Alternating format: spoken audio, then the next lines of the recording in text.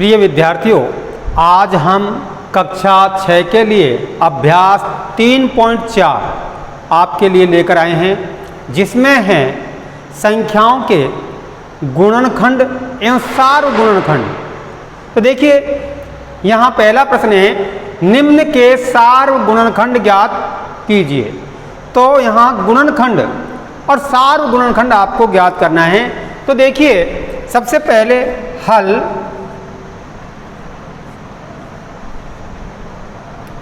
20 के गुणनखंड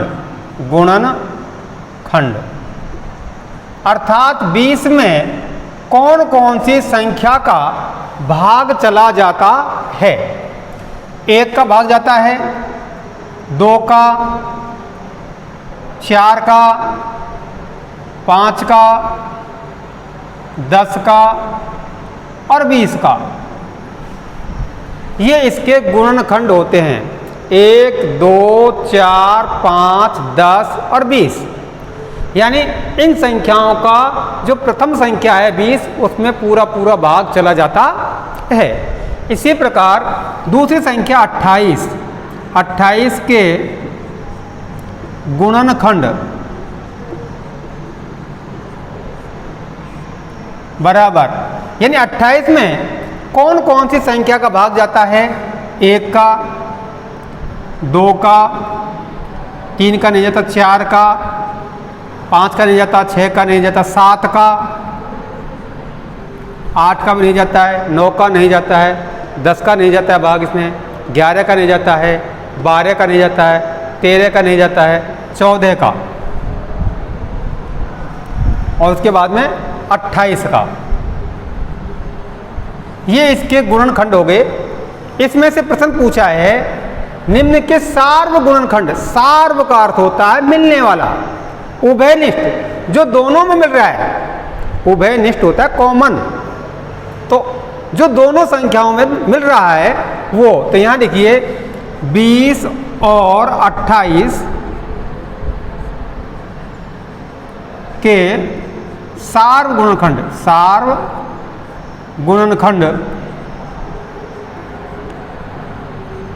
बराबर।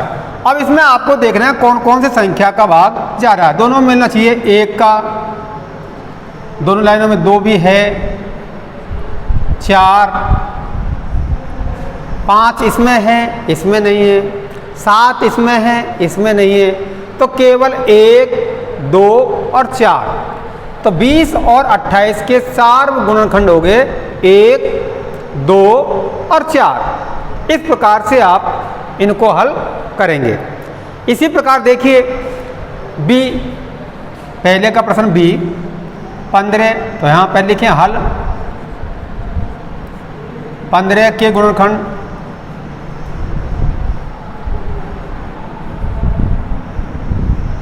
तो 15 में कौन कौन संख्या का भाग जा रहा है। 1 का, 3 का चला जाता है, 5 का और 15 का।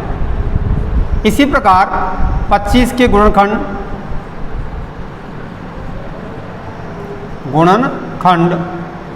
बराबर 1 का भाग जाता है, 5 का जाता है और 25 का भाग चला जाता है। तो 15 और 25 के सार्वगुणनखंड सार्व का मतलब मिलने वाला, जो दोनों में भाग जा रहा है। इनमें से, इन गुणनखंडों में से आपको निकालना है। तो 1 दोनों में मिल रहा है और 5 दोनों में मिल रहा है। तो सार्वगुणनखंड हो जाएगा 1,5, 1,5। ये इसका आंसर हो जाएगा। इसी प्रकार से सी, हल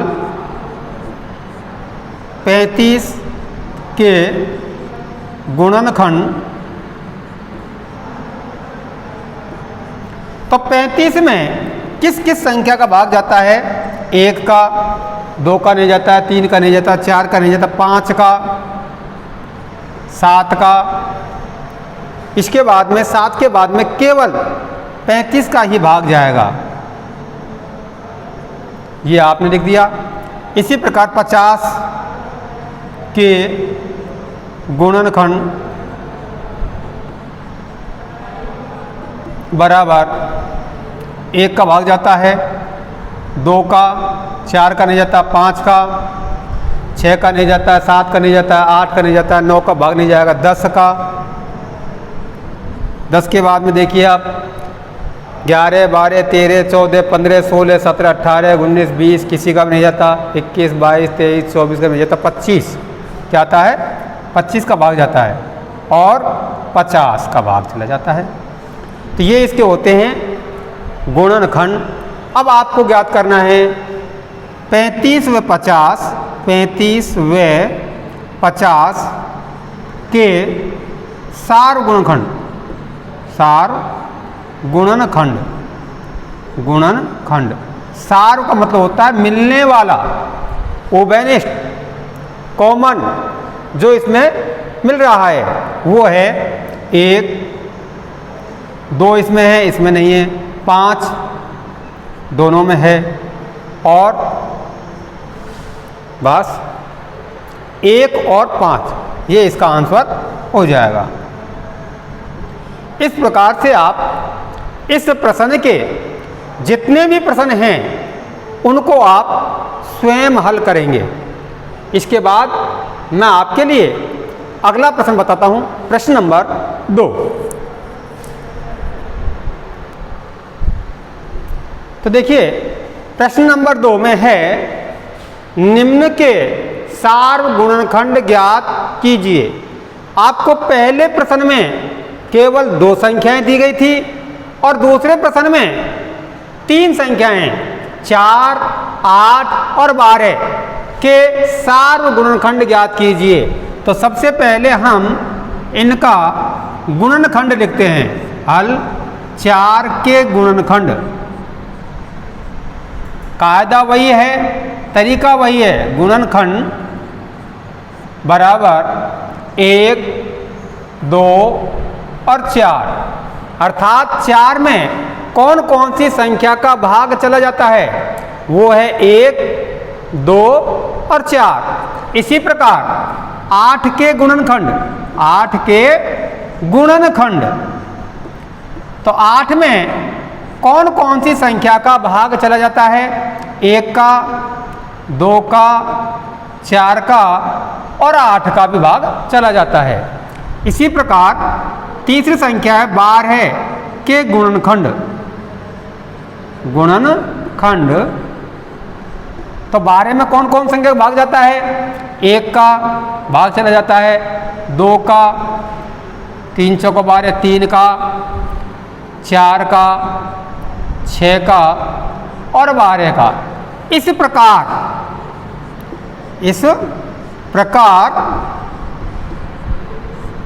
4, 8 और 12 के सार गुणनखंड, सार गुणनखंड बराबर, इस प्रकार 4, 8 और 12 के सार गुणनखंड, इन तीनों गुणनखंडों की लाइनों में मिलने वाला, इसमें मिलने वाला है 1 दोनों में मिल रहा है 1, 2 भी दोनों में मिल रहा है 2, 4 भी तीनों में मिल रहा है। अब आप कहें साहब 3 इसमें मिल रहा है परंतु इसमें नहीं है, इसमें नहीं है, 8 इसमें है, इसमें नहीं है, इसमें नहीं है, तो केवल क्या मिला है 1, 2 और 4, ये इसका आंसर हो जाएगा। इसी प्रकार से आप प्रश्न नंबर इसी का बी है, उसको आप स्वयं हल कर सकते हैं। देखिए हल 5 के गुणनखंड, 5 के गुणनखंड बराबर 1, 5। 15 के गुणनखंड,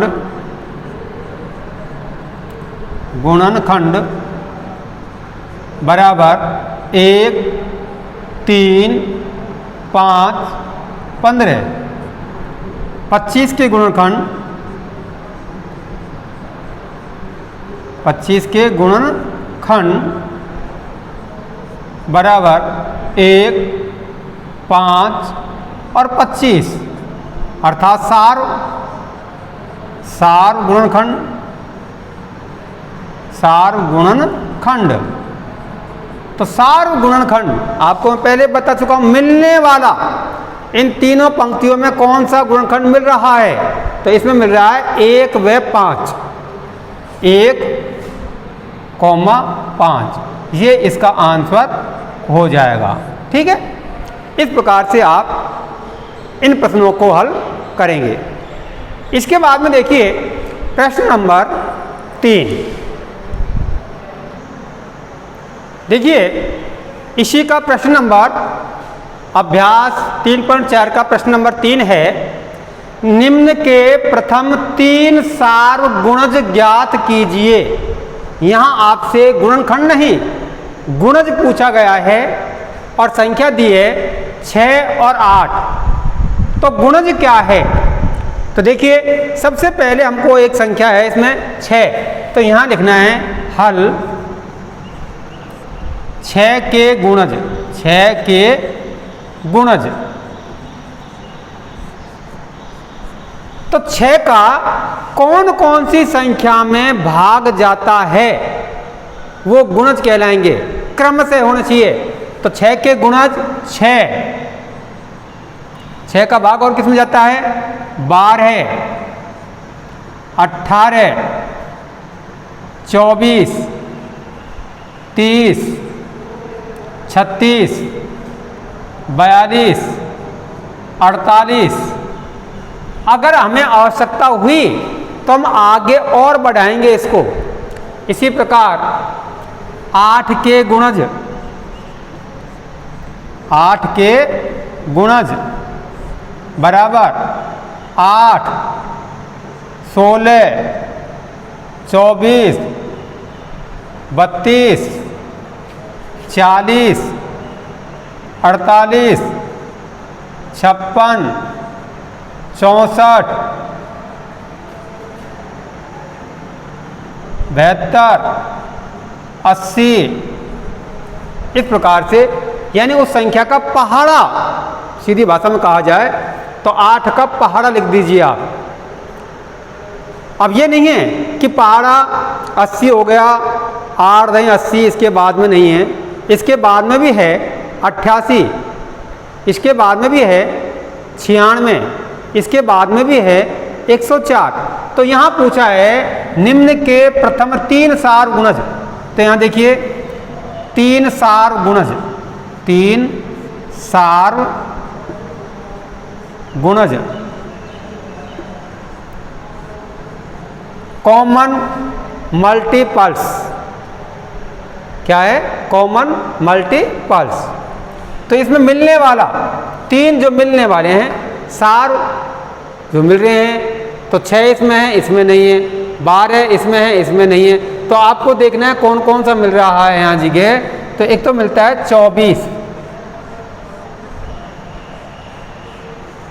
24 मिलेगा दोनों में। आगे चलते हैं 48, ये 48 मिल गया। आगे चलते हैं, अब ये कम पड़ गया आपके पास में संख्या 48, 6 नाम 54, आगे बढ़ाते हैं इसको 54, 60, 66, 72, 78। इस प्रकार से हम आगे बढ़ा लेंगे इसको। अब और मिलाना है आगे, क्योंकि उसने पूछा 3 सार गुणज। तो तीसरा 48 मिल गए, 56, 64, 60, 72, तो 72 मिल रहा है।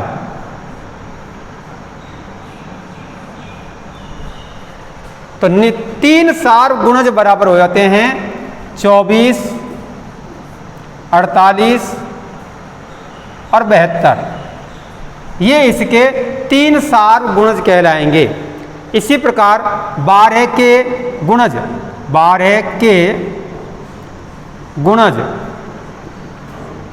बराबर 12, 24, 36, 12 चौक 48, 12 पंज 60, 72, 84, 12 96, 12 नंबर 108, 120, 132, 144। इस प्रकार से हम इसको लिखेंगे। 12, अब 18 के गुणज देखिए, 18 के गुणज बराबर, यहाँ आपको 18 के गुणज लिखना है। 18, 36, 54, 72, 90, 108, 126, 144, 162, 180। इस प्रकार से आपका चलता रहेगा।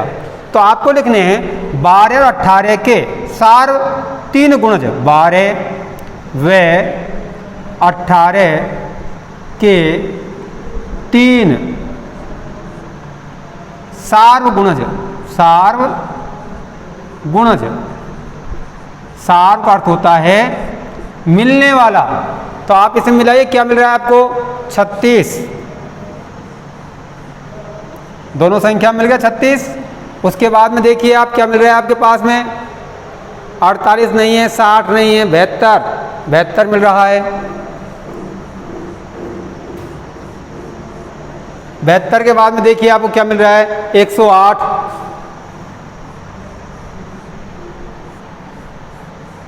तो ये संख्या होगी 12 व 18 के 3 सार गुणज हो गए 36, 72 और 108। इस प्रकार से हम इनके सार्व गुणज ज्ञात कर सकते हैं। इसी प्रश्न के साथ इस अभ्यास का ये वीडियो संपूर्ण होता है। बाकी बचे हुए प्रश्न हम आपके लिए अगले वीडियो में लेकर आएंगे। तब तक के लिए धन्यवाद।